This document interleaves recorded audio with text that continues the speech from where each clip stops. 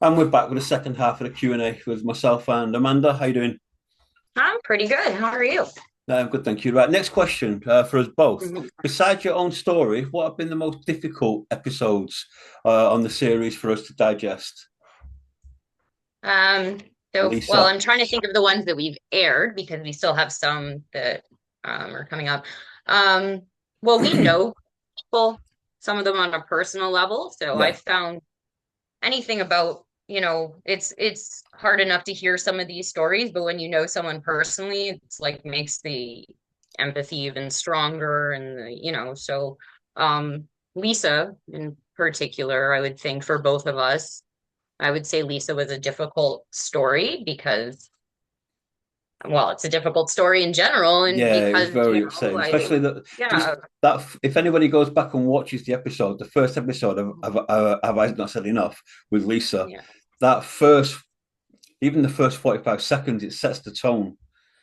But I think the yeah, most shocking one though was Alex because it's not what you was expecting. There was a real no, it took a yeah, fucking turn. Let's be honest. yeah, And oh, for sure, Alex is yeah, fucking composed and she's with it and she's focused. And so to see Alex oh, yeah, vulnerable, whereas with yeah, Lisa, yeah, we expected the storyline with Lisa, we knew what we were going into, but with Alex, yeah, it was a curveball. And yeah, yeah, I agree.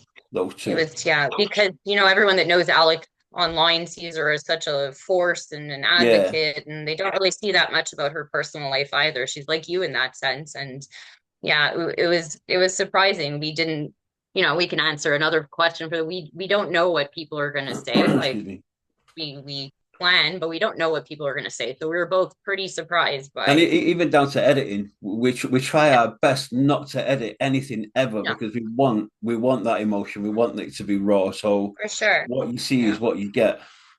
Yeah. Like Good my answer. face, my poker, my non-poker face. Yeah, Yeah. you haven't got a poker Sometimes you see face. me like, yeah, we definitely don't know ahead of time what people are going to say. That's So, Amanda's nickname, by the way, non-poker yeah, face. yeah, exactly. My parents, everyone talks about that. I have a question for you. Far away. This person wrote that they've recently begun watching all of your past interviews. How long have you been hosting podcasts for, and why did you start? I like that. Before the format of podcasting started, I actually just used to write online on Facebook. It actually started interviewing rap artists across America, just from unsigned, signed, anybody that was on board, really. Yeah. And it kind of grew from there. When that kind of run its course and became a bit stale, I mean, it was very exciting at the time. I was getting questions taken into prison for rappers that were locked up in jail and they were coming back out again. And That's so cool. I was doing interviews for Coke Boy artists, and it was just a really good time. But Yeah. it became a bit stale, and I managed to get a little bit of a gig with a magazine in the States where I interviewed like Sticky Fingers, Fredro Starr. That's cool. Um, yeah, it was good. Yeah, I enjoyed myself. But once the And they're all format, on your show, right? They're all on your they're on on the my Facebook as written interviews, and then when I changed to this format, they're all on my YouTube channel, which has been about super say cool. 5 years. But nerve wracking swapping from doing written interviews to doing face to face. Whereas I'm okay recording, I just don't like Yeah. watching myself back. But the whole process was just me delving into the rap genre and finding people like Tim Hicks and Katrina Kenilworth Yeah. and lots of artists in particular from KC and artists like Cam Carter. So yeah, well worth the watch, especially a guy called I'm Kills. What up, though? He's called from uh, Detroit, Michigan. Actually, one of Proof's boys, one of Eminem's boys. Oh wow. We speak candidly about Proof's death at a strip club. Well worth watching for anybody that's interested in that Yeah. sort of thing because Definitely go we back and finally get watch the that. real story. So yeah, That's well worth super watching. cool. The Yeah. Brasco as well is another good interview. Charlie Brasco. Oh wow. Yeah, I didn't see that one. That's Yeah. cool. Very So yeah, good. thank you. Very That's a good. good question. Yeah, I like that. Question for you, Amanda. Do you still, Okay. after people watching your episodes, do you think Jay is sorry? And are you hoping that he will still take some kind of accountability? No, I don't think he's sorry. I don't know. he might be regretful to an extent because of all the shit that's come from this, but I don't think he's sorry because I don't really believe he cares about anything except himself, if that. And he's had years to take accountability. So, no, I won't hold my breath. No, I don't think he's sorry. Especially when we see all the shit that was posted online after your first episode. Oh, God. And Yeah, he was obviously exactly. he orchestrated that without a doubt, and I'll call He him that now. orchestrated it, but people, meanwhile, he saw no, I think like it's very disturbing that he in particular has no like ability of self-reflection, like of self, like how embarrassing to have the things that she was saying about him and I. Doesn't matter if you're taking it from the point of attacking me. Yeah, I mean, you made him look like a drugged out, possibly gay, using suicidal abuser. Like, and that's supposed to be defending him in defense of him. So that's a is little, that his bio? it may as well be. I mean, he can, another thing I'll give him here, free bio for you. There you Go go. find him on YouTube. I have a question for both of us, actually. Besides our own stories, what have been the most difficult Oh episode? no, nah. Oh no, yeah, no, I think we already answered that. That's I'm gonna go for another one for both of us. How do we decide who's gonna be on the show? That's a good question. How do we decide who's gonna be on the episode? On a couple of Uh, occasions when I've actually before people come on the show, I have spoken to them, but I've said to them, just give me a very, very, very brief outline. mhm. And it's like we agreed, didn't we, to make sure what what was off the table. Yeah, always, And that was what always. it We was don't want about. to It wasn't what's on disrespect the people. table, it was what's off the Yeah, table. So we knew yeah, where our boundaries were. And albeit exactly. we pushed them a little bit, that's the only kind of vetting that we've done. And we have people that we approach, we have people that approach us. Yeah. We have Oh, for people, sure. You get approached quite often. yeah, It's good. No, yeah, that's a good question. Yeah, and you and I mean, we're in a constant dialogue. So I mean, we'll yeah, we'll go on people's pages and see things that we like and we start conversation and then we decide maybe they'll be on our show. That would be great. And yeah, then, like that's pretty much it. It's not it's what interests us, who interests us, who approaches us. Raph gets approached a lot, so yeah. I have a question for you. You're gonna like this. You talk a lot about your kids and your parents, but I haven't heard you really speak about a wife or a girlfriend. Does that mean that you're available? And if you are, would you like to meet me in Wales? Oh, well, Wales is not that far. I am actually single. I've been single for quite a while. I did have a relationship that ended recently, but other than that, I've been single for the last 6 years. I've been a single father. I will touch on that more when I do my backstory. Yeah, And this for person in sure. Wales, just inbox me your details. I'm sure we can hook it up. I like that. Good. Yeah. Question for It'll make Amanda. okay. What were some of the worst lies that Jay and his friends said about you and made up? Uh, um, well, I'm really big on when something doesn't make sense, it's because it's not true. So I think like a relatively intelligent, you know, person could figure things out easily. But that being said, the girl who first baited out his scene and tried to blow everything up and messaged me so years ago, she works in a hospital. I don't know what capacity. She's not a doctor, but she works in a hospital. And she was apparently, according to this page, she's been going around telling people that 3 years ago I had the police sent to the hospital and had her like reprimanded at work. So, first of all, you don't send the cops anywhere. That doesn't make sense. If she didn't do anything, then how would I be able to send the cops? And number two, if she had done this and been reprimanded in a hospital, which would mean fired, let's be serious here. If that had actually happened, why would the girl then 3 years later participate in a smear campaign about me? That's not very intelligent. So if No, I had actually called the cops on her before, I'm pretty sure she'd be in jail by now if she had been removed from work. But that's one of the stories that everyone seems to believe that, I mean, is really infuriating and beyond. He tells people that I wouldn't let him see his parents. makes no sense. I had a relationship with his father. I mean, we like it makes no sense. And he called me crying when he had to move to take care of his late father. He had to switch provinces, and he called me crying, trying to figure out what to do. And I'm the one that encouraged him to go, and he turned around and asked me to go with him. So I don't know how I would be keeping him away from his family. Keep in mind we were still speaking every day. So just things like telling me that he couldn't protect me from Cornwall. I mean, he was the one that was actively contributing. So what do you mean you can't protect me? You're the one that's doing this.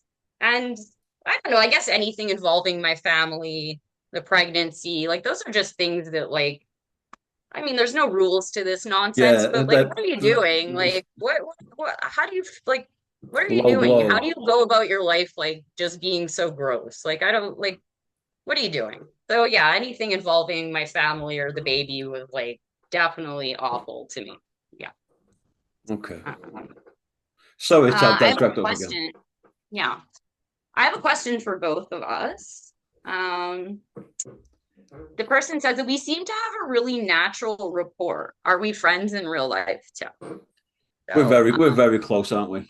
yeah, look, this man has saved me. This just the friendship, his support, giving me a format, working with me, encouraging me. My family loves him. He's family. His children are my family. He's family. So I absolutely adore this person. Yes, we were friends. He's family. Most So definitely we're friends. Yeah, I absolutely yeah, adore you too. Yeah, I wouldn't swap this absolutely. for the world. No. I have a question for you.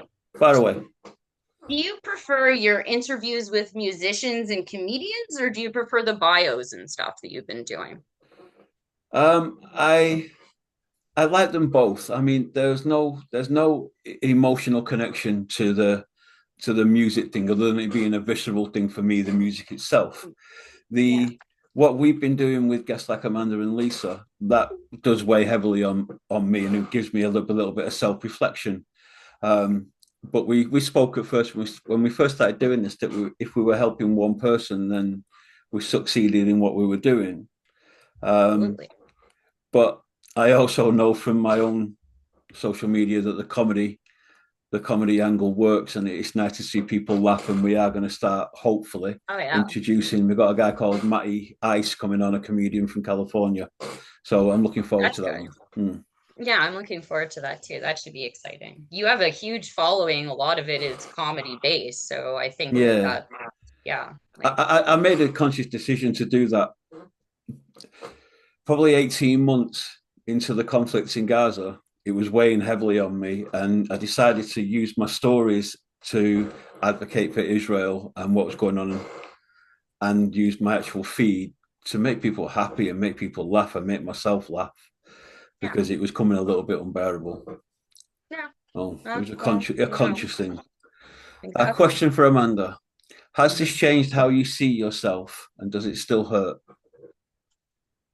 Yeah, it's always gonna hurt. I mean, no one wants to deal with shit like this. No one wants to be used or hurt or lied to, or it's always gonna hurt, but I can move forward now with purpose. I don't sit there dwelling on it. It's not consuming me the way it was. Um, I see it's easy for me to look at that and answer for you as well. I see a difference. that I makes me happy. I see a Like when difference people in you. tell me that, that makes me happy. When people tell me that they see that, I'm clearer now, I'm living in truth and kindness, like that, that makes me happy. Because it was a bit demoralizing. I mean, I've always been confident in myself, like, but it's taken away my confidence in being like a good judge of character, because I feel like I open myself up in my family to like a predator. Like I that's just how I feel. So that's like the hardest part, but yeah, I'm moving forward. So Cool. that's yeah. Yeah. Um, I have a question for you. Because you have a significant following on social media, that's what we're talking about. So, have you gotten a lot of support or hate or both for being so outspoken and vocal online? I keep my circle even. on my social media, people that I speak to on a daily basis is relatively small. It's probably a group of about five or six people. Outside of that, there's a big group of about 100 people that I have conversations with on a weekly basis. Um, a lot of it is just hate being tagged in my own posters. Hey, murderer. Hey, you Zionist fuck. Hey, this. Hey, that. So I tend to roll with it. And yeah, they're not at my front door banging on my door, which would be a different thing. So No. I don't really get mad. I just, so I'll be honest, I'll hold my hands up sometimes, just to let off a bit of steam. I go on Threads because Threads is a bit of a fucking killer.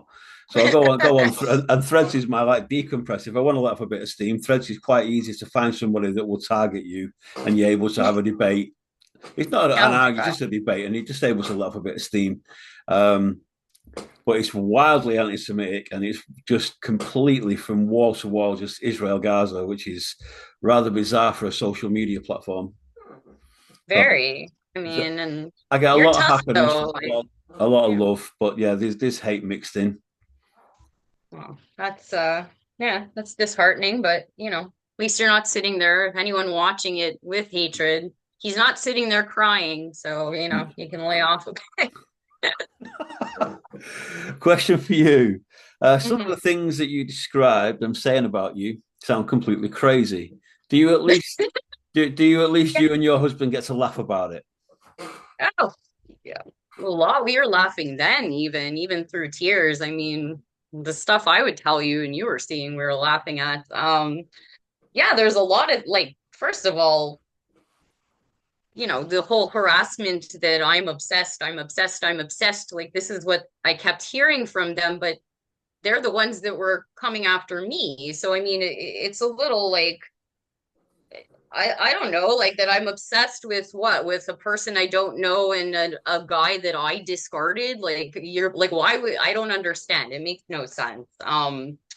But for years, I guess they told each other that I was like obsessing over them. So she posts like things like that he would be sitting beside her, messaging me and fighting with me, and like, but it's never occurred to her if he had moved on and he was so happy with her and his life, and I was just this like horrible lying plague on him. Why was he continuing even beside her to message me and to call me every single day? I heard from this person, so that's a little funny. I mean, I'm able to laugh like at that.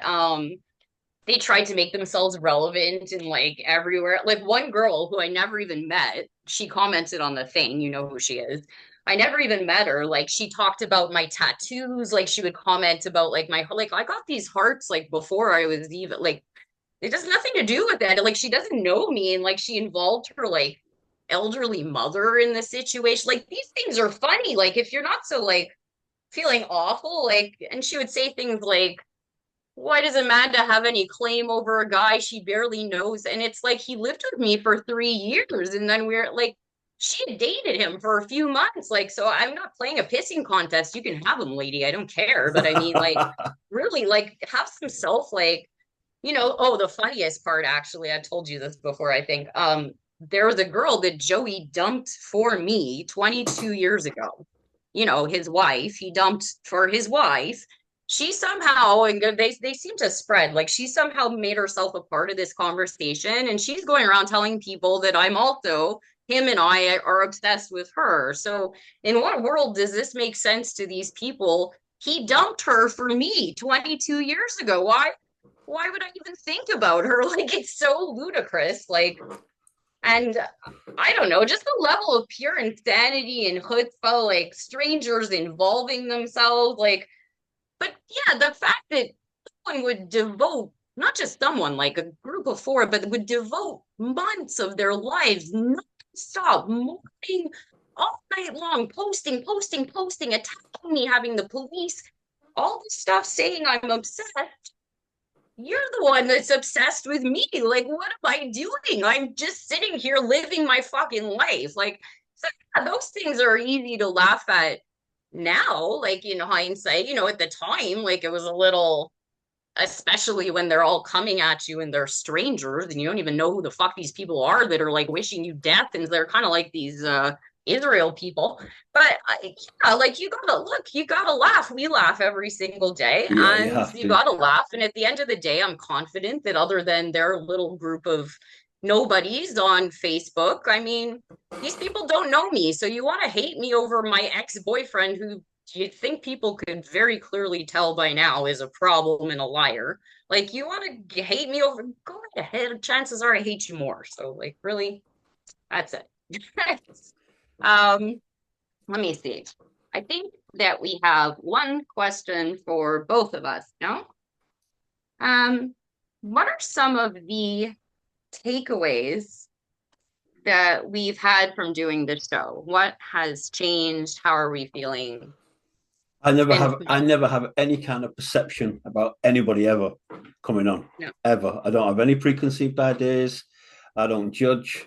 And it's not about me saying a throwaway comment like I don't care. I do care. It's just I don't care what people do in their lives. It's up to them. As long as they're not hurting people, I'm good with that. exactly. So Yeah, the takeaway for me has been every guest has been different. Every guest has been equally as important to us both. mhm. And it's still been a feeling of accomplishment once the interview's finished. Oh, for sure. It's hard to describe accomplishment. Yeah, that's a good word. It's knowing that people trust us and that they view us as an empathetic, like safe space to speak. That's been a very, and yeah, like I look at people differently now. Like, I've made some really amazing connections. I'm trying to actively keep my circle smaller. Um, whether it's a side effect or result of what happened. But I've also made some really amazing connections. And Yeah. when those people reach out to tell me, like, oh, I just watched that episode with you guys and like this was really good. And like maybe you should have this person and talk about this. Like, yeah, it's really like made it, I'm closing in on what's important, but what I'm finding what is important, who's important. It's amazing. And just Yeah. to reinforce things like this is the beginning of the process of what we're actually trying to achieve.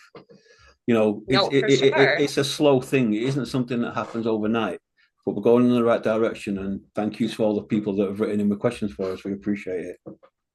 Yeah. Seriously, we appreciate it so much. So, so much. Keep reaching out, subscribe to our page, subscribe to us on what are we on, Rob? We're on TikTok, we're on Instagram, we're on Facebook, obviously on YouTube. Subscribe to our page, Ross Thank you. Silverstone Safe Space Podcast. Before we go, congratulations, Kane. Congratulations, Yeah, my boy. congratulations, proud Papa. Take care, Amanda. Very